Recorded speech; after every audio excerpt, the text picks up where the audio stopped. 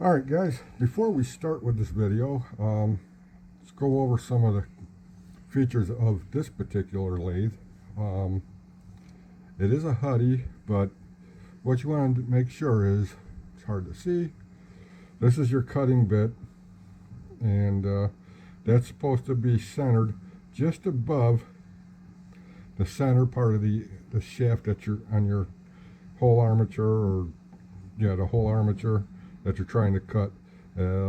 Not so high up, not so far down, because otherwise you can create chatter. On this particular lathe, it's going to rotate this way, and the bit is, like I said, it's just going to be above center line of the shaft, not quite at the top, not in the center, but in between the two. Most of them come with shims, so you could shim your bit and then slowly work it from there. The other thing is when you're done with your machine, clean it. That's going to have fine copper shavings everywhere. Now I like to use a specific paintbrush that I use to get in it, and it's only for cleaning this. I don't use it for anything else, because I don't want to put it on an RC car that may have an oil leak from the shock or a differential getting on the bristles, and then I brush it all over this, and then it just collects more dirt, dust, and shavings. So go through your manual. If you don't have a manual for your particular lathe, search online. Somebody out there somewhere has to know how whatever unit you have and how it sets up. General rule though is that the cutting bit is always, well, they're completely adjustable. You can move it in and out, shim it up and down to get the proper height, I guess you could say. But just go slow, no more than 4 volts usually. And most of them have like a 30 turn motor, 35 turn. I'm not sure what this one is, but at 4 volts it spins it just enough. You know, and again, low cuts you'll see in the video how it's done, and we'll go from there. See you guys in a little bit. Hey guys, Uncle Bob here again, and I got a guest. Mad Mustang! What up? Alright, got buddy Kevin from Mad Mustang. I know your name, I just didn't ask. I just figured it'd help you. Old age hurts. Somebody get the baby oil. He ain't gonna go there. And he's gonna try his hand at turning a comm. So what we're gonna do is we're gonna turn this switch on, buddy, and then hit this button right there on the power supply, and take the Sharpie and just run it across that comm. I do the Sharpie to just to help lubricate, and it also helps you see your cut. There you go.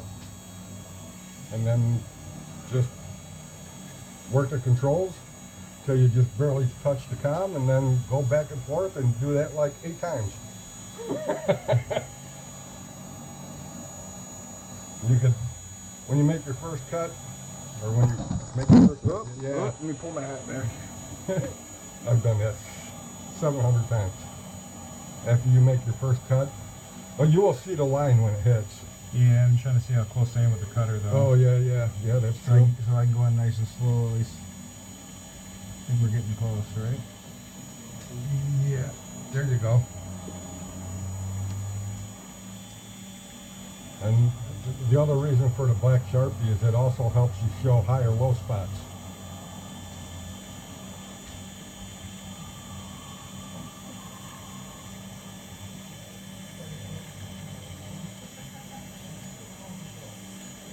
It's a very long and tedious process, but it's something like this you don't want to rush. And Kevin also worked in the automotive field, and he remembers turning drums and rotors, or cutting them as we say. I don't know how close to the edge I need to get here, though. Oh, you can go as far as you want. You'll hear if you go too far. How's that? Alright. Because I got spacers on that. I preset this up.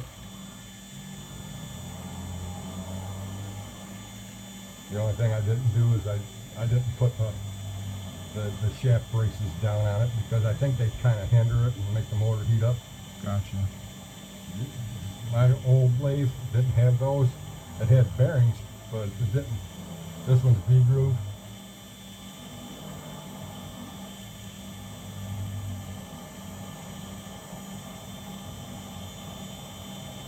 It's cutting pretty nice. I don't feel a chatter or hear it or see a chatter or anything. That's kind of nice. I do believe that's a diamond bit in there, so I'm trying to find one of those. It's about costs about as much as the lathe down.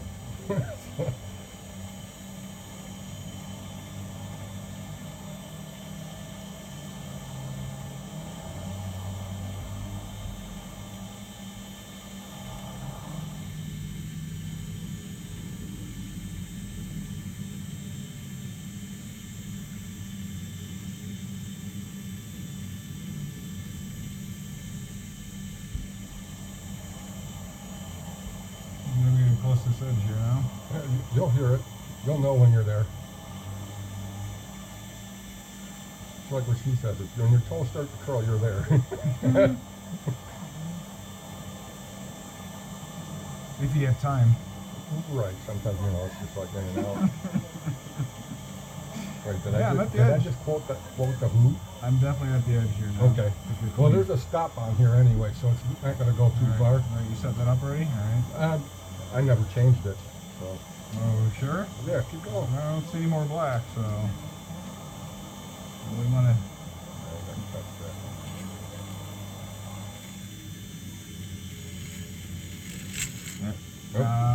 That's too far. Like I said, you'll hear it. Again, I don't care about this arm, so it doesn't matter. So what we're going to do is we're going to shut it off, then power it, and then you're going to back that off.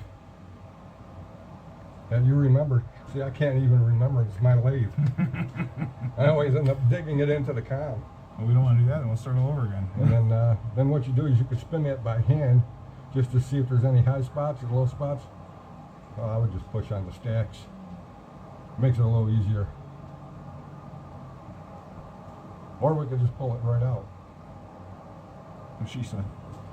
Hey, here we go. Yeah, I think we did good. Nice. If there's Something stuff in short there, there's, you use a That's from the wire. Sharpie or oh, okay. Yeah, it's on that segment. But then you would take your like a X-Acto blade and just try to clean in between so they don't short out. Gotcha. And in the meantime, I'm gonna try to find a First motor return. First armature. Sweet. Okay, good. Got another one you can do. Oh. Explain what you got there. Turned armature. Yeah, it's very true, and that's the thing about diamond truing them, because when they slap them together, it's all done by machines, and they just press them into place. Mm-hmm. And they could be canted one way or the other, and so that's why they true them up before they ship them out. Some cases. Sometimes they just spec them, and if they're within specs, that's fine. True them doesn't make them faster, it just makes them more efficient. Looks good. It looks real good, man. I don't see any grooves.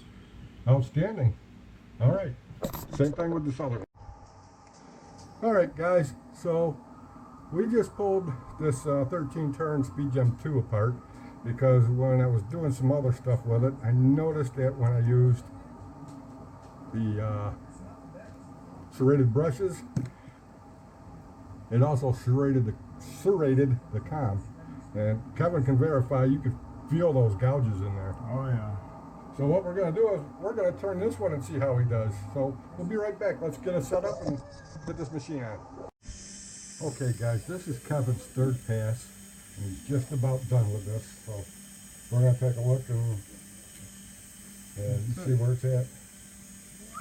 I'm gonna back it off some. Yep. And why's your wife texting me, dude? She wants to know Where you're at? He's right here. where I swear, Mel. When you plan on paying the bills? Yeah, right. I can't even afford my own bills. Got a little dark spot there, but I don't know if I want to. I don't know if we should mess with that. Keep really. going. I seen another one. Come on, woman. It's about the same. So what we do here, because I can still see some cross grooves, what I do is I would go like 1 or 2 notches and then just do a final pass back and forth and it's done. Well, now we reset this completely. Huh? Now we've reset this completely. Well, that's all right. Once you get to it, like I said, you'll still see it when it starts to hit. And from here, you can go into the center. That way you know when it's just barely touching. Okay. Because the edges is kind of hard to judge. Right. So, or even halfway in. God, this woman won't shut up even on the phone. All right, so we'll turn this on. Yep. And we'll be right back. All right, dude, you're done. Let's pull it out and take a look at it. Just don't touch the copper with your fingers now. And check inside the grooves and see if we have any copper stuck in there. You touched it with your finger. It's all good. We'll clean that out. That was my fingernail. My fingernail was in there. Oh, okay. Yeah. Give me that knife, mister.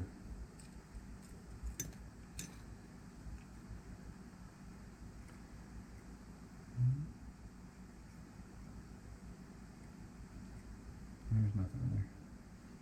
Yeah, if you feel a rough spot, you know there's a piece of chunk in there, but when you do it really thin and really barely touching cuts, you barely get anything that's going to get stuck in Oh, there. there was one there though. Oh, okay. See it right there on the edge still? Yep. Use the blade part. It's out now. Yep, that's it. That's it. Now we just put the motor together and actually spray it and then put the motor together. And that's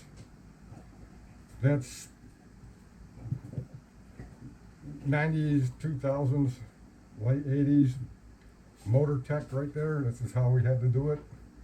And if I think of something else, I'll turn this back on. But for right now, I'm going to shut this down. What do you think so far? It's not bad. It's No. just tedious. Yeah, it's tedious and it's nerve-wracking at first. Just same as turning rotors, really. Yeah, go slow, take your time. I don't know if you And can see you that get, very well, but yeah. get a little light You can angle stand on up. there.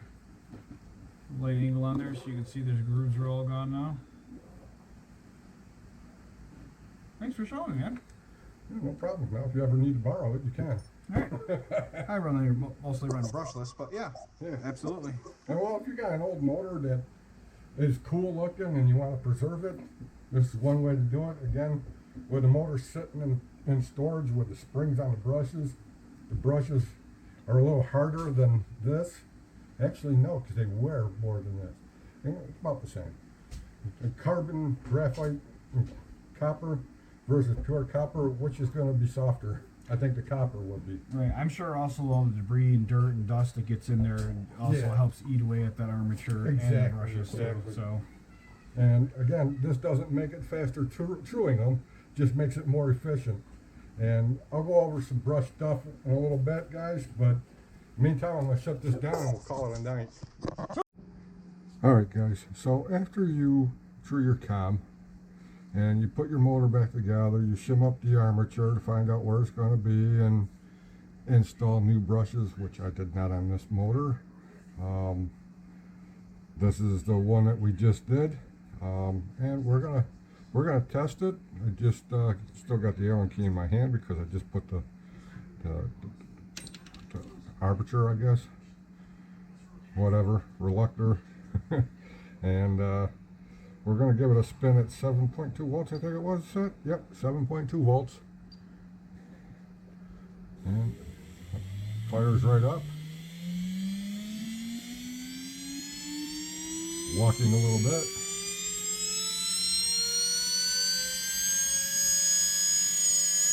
And it's screaming about 33.6 to 34,000 RPM.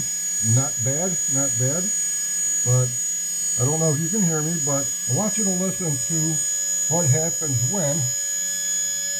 This is part of the spring tuning. If I pull the spring out,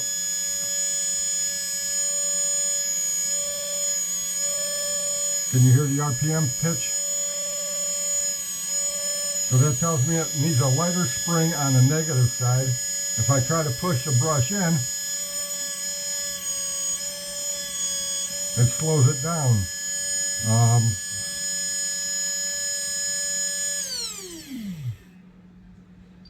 So that's one way to tune a motor with the brushes.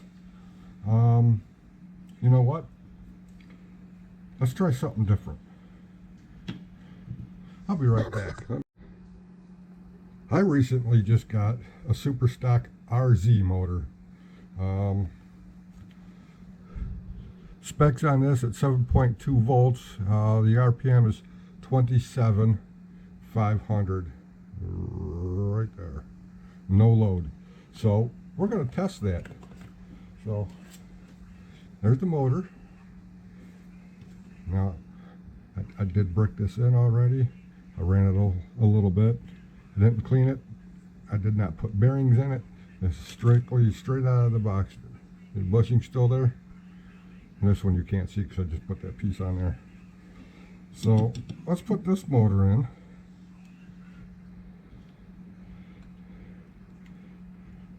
Hook it up as it would on your ESC. 7.2 volts.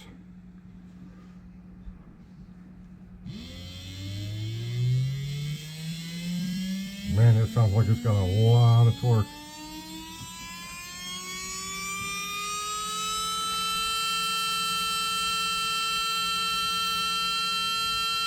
$27,000. What was the box?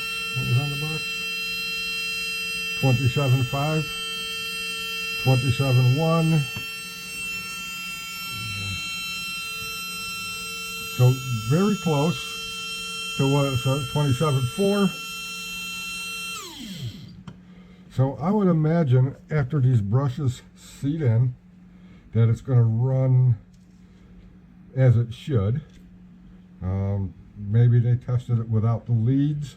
I know motor wire used to be a big thing back in the day of brush motors. When you had racing ESCs like this, you'd want the wires as short as possible. The shorter the wire, the less resistance. The less resistance, the more current and amp go into the motor, the faster it goes, you know, that kind of thing. So I'm gonna put this back on motor test, and what I'm gonna do is I'm gonna put it down to about 5 volts, just for a test. And what I'm gonna do is I'm gonna do the same thing. I'm gonna push and pull on the positive brush spring, and we're gonna see if that makes a difference. Let's give it a shot.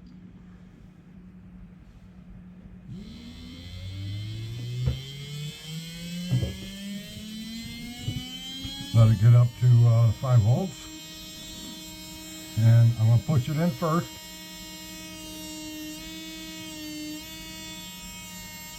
Okay. Pushing it in made it slower.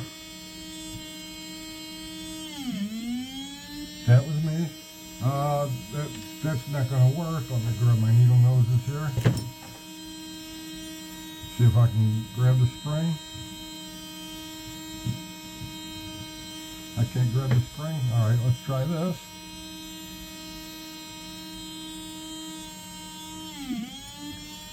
Nope. I'm going to have to say that these springs and brushes are pretty much tuned to this motor. That's not bad. It's not bad at all. Now, also, the compound of the brush that you use could also play a favor in how much speed you're going to get out of your motor. Obviously, I think I went over this before, the pure silver brushes or high silver content brushes. Wow, that's set up nice. Sorry. That was, the fuck was I saying? Oh! My God, I totally lost my train of thought. I played with the motor shaft and now I'm dead. Oh, motor brush compound. high silver brush content, or high silver content in the brush, I should say, does allow current to go to the comm a lot easier and a lot faster, and therefore you will get more RPM. Problem is they're harder on the comm, so, and they wear out faster. So about 3 runs you got to throw the brushes out, probably through your comm. It was the norm back in the day, but today it is not. One other thing, I don't have a BZ or a TZ available at the moment, but I do have the motor I just did. And what I'm going to do is I'm going to pull the spring out of each one and pull the brush out. Set that down, that's there. Pull that brush out, or spring off, pull this brush out.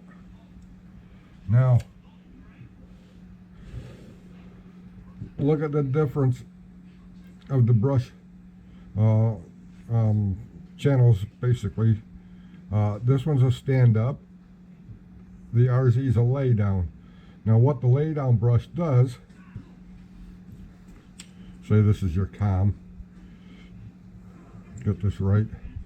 What it does is it lays down this way instead of up like this. Lays down, and that changes the timing in the motor itself, because as the motor spins, where's that comm? I got this comm sitting right here. Let me get these spacers off so I don't lose any. What that's going to do is it could actually cover 2 segments of the comm at the same time the other side is going to be working, and as the motor spins, it could still be almost in contact with the one, just about the same time the other side can energize this part of the comm. Now, some motors have even bigger brushes, like this one here, this Epic. That's an Epic motor. Get it? That was for Chris. You know who you are. This one here runs P94 brushes. They're much bigger. So that's a different. And I also have to say, thanks Kevin for the XV01 parts and the hubs for the crawler, which I still got to work on. But guys, there's so much tuning you could do. You got brush spring tension tools. You got this type. You got this type. There's so many things you could do. But you know, if you got a sealed cam like a torque tune, my previous video I went over a couple of the break-in procedures that people use. I say just put it in, run a pack through it, let it cool down, and run it again, and it should be good to go. These you really can't do much with. Just clean them every now and then, like every 3-5 runs. Lube the bushings, and keep going. And they're really pretty much maintenance free. But this is a pretty motor, and I am working on this thing here. But you know, I'm not going to put 2 of these in that truck, because it's all original and it's got old plastic, and we know how old plastic and Tamiya's mix not so well. Anyway, guys, I'm rambling. We put these motors back together, and I'm going to call this one a day. Thanks, Kevin, for coming over and for truing this comm on this one. I got another one to do because I dynoed the other motor, and it's only spinning about 22,000 max. So technically, truing a comm doesn't make it faster, it just makes it more efficient. But for some reason, this one's spitting out almost at specs, being a 25-30-year-old motor. So I'm happy with that. I'm going to see if I can't get the other one to do the same. Maybe a little tuning. We'll see what happens. All right, guys. We'll catch you later. Have a good one. And we'll talk to you then. Have a good night, or good day, good night, good week, good month, good year, and a good life. And we'll catch you later. Hoorah! Semper Fi.